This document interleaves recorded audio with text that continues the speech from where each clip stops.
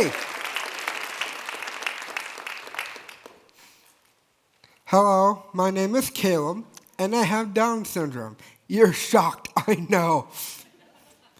Because people can see my disability, or even if they just hear that I have Down syndrome. And sometimes they think I already know my whole story. They think I need help with everything. They think I can't work or have friends or a girlfriend or make my own choices. But I'm not a list of things I can't do. If you look inside your bags, you'll find a note card with a description on it.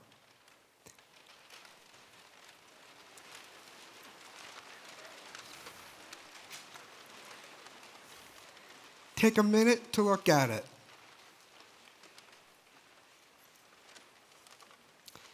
Now, who do you think of when you look at this card?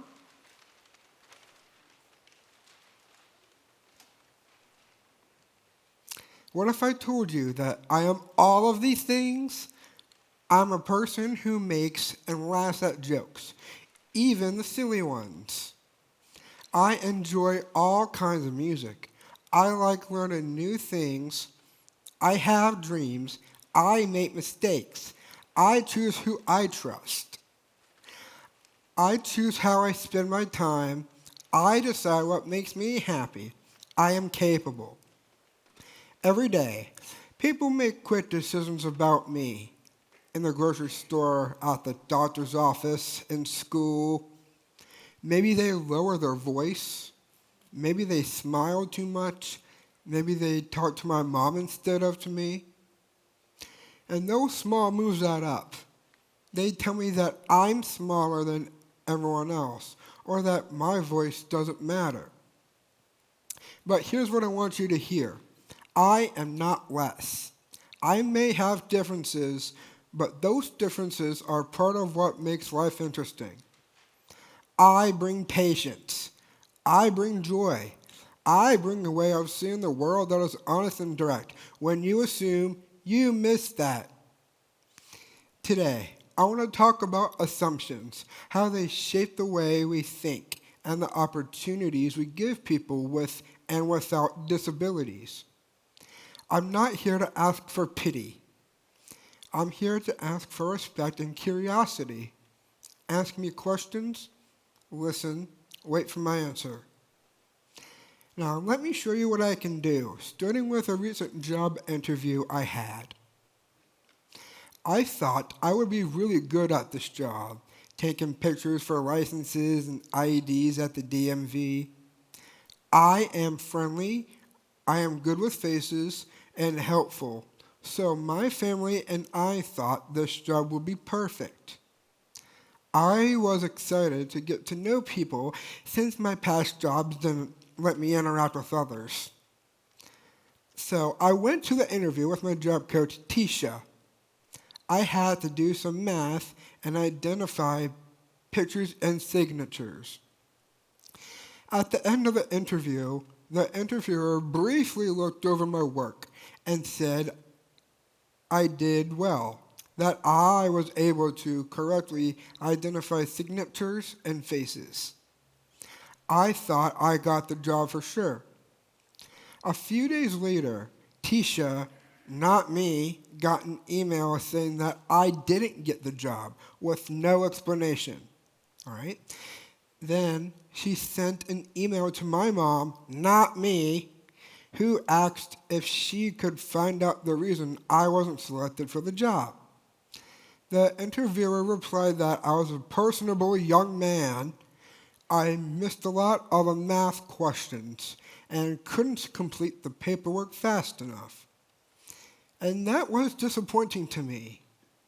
Not only was I, the person who applied for the job, not the one who got an email or a phone call about the decision, but I know I can do math. I can add. Now, if I had more time to practice the skills needed for the job, I'm sure I could have done well. Maybe I wasn't very fast for my first time. That's fair. But who is?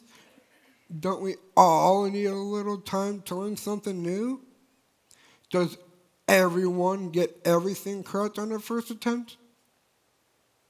Now, what if that interviewer had given me the benefit of the doubt instead of assuming I could never learn how to do the job? The DMV could have a pretty great employee if you ask me. Fortunately, people don't always make assumptions about moi, and when they don't, amazing things can happen. Now, in the winter of 2019, me and my childhood friend Matt made a short film inspired by one of my favorite movies, Back to the Future, and my favorite performer, Elvis Presley. We worked out the characters and the costumes and the props, music, locations, and then we put it all together into a short film. At first, my parents didn't know exactly what Matt and I were doing. They said, "Oh, cool, you're making a fun film with a friend." Then they saw us bring home a film crew, and Matt asked for me for my input each step of the way. Then they realized that this film was also a documentary for Matt's senior year project and started to take it more seriously. And after months of editing, writing, filming, our film was selected for the Blue and White Film Festival, which is a yearly event where aspiring filmmakers at Penn State to get to show their work on the big screen. When my film came on that screen, people were laughing, cheering, and clapping. I remember my childhood friend Jackson said I was amazing. I felt proud of myself and of Matt. I never had this kind of opportunity before, the chance to share my work with the world and show what I can do. This led to creating many more other short films, such as The Werewolf Who Loved 1 and 2, Blue Shadow over Steel City, and more. And these films allowed me to use the skills I learned from my acting, filming, and makeup classes with LifeLink and WorkLink-PSU, programs for students with intellectual disabilities. Now, if Matt or my parents thought I couldn't make a film, I would have made a film anyway to prove them wrong. However, I would not have had the tools such as camera and lighting and microphones and costumes and not allowed my film to reach its full potential. Because I had people who loved me and did not limit me with assumptions, I was able to achieve my dream and make a movie.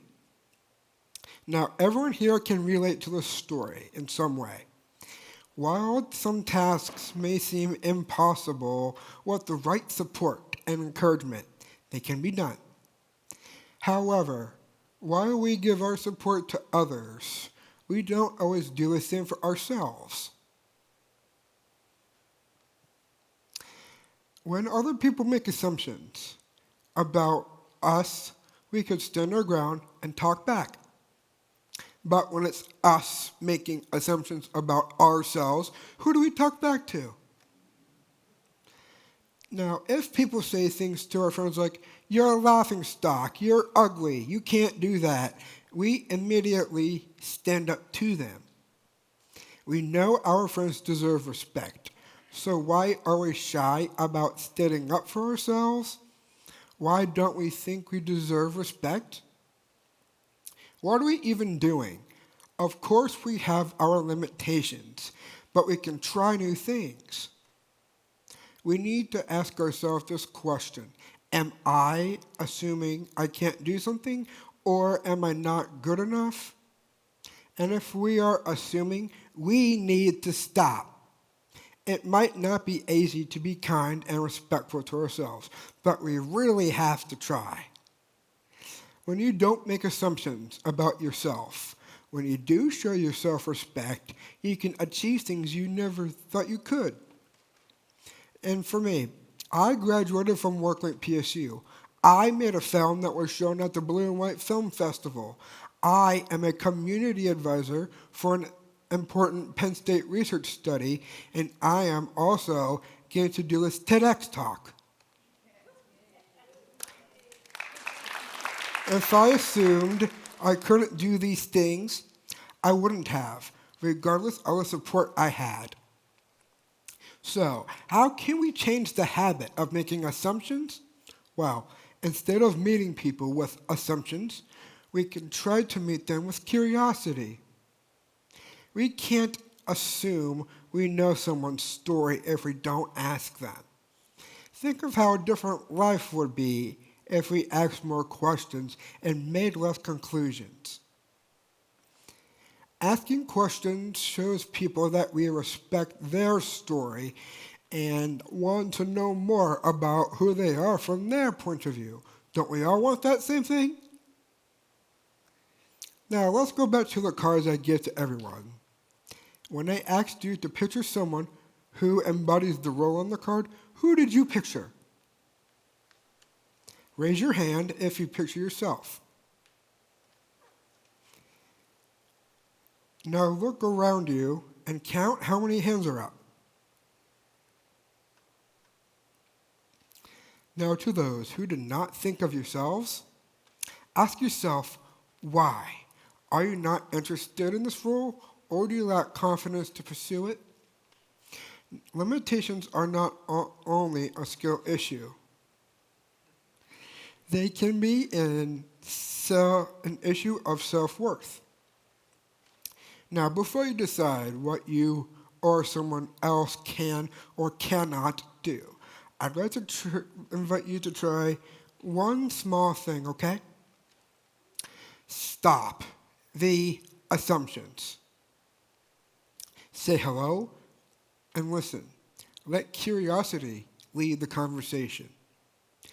When we do this, we open doors to respect, to friendship, and to communities that actually work for everyone. If you leave today remembering one thing, let it be this. The next time you think you know someone because of a label, pause, say hello, then listen. Thank you for listening.